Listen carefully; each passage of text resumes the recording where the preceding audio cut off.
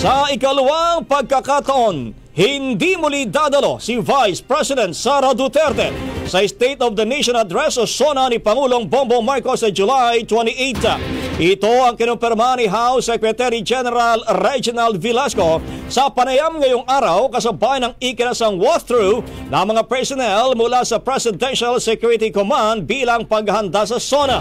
Sinabi ni Velasco na nakatanggap sila ng liham mula sa OVP kung saan inihayag nito na hindi dadalo si VP Sara.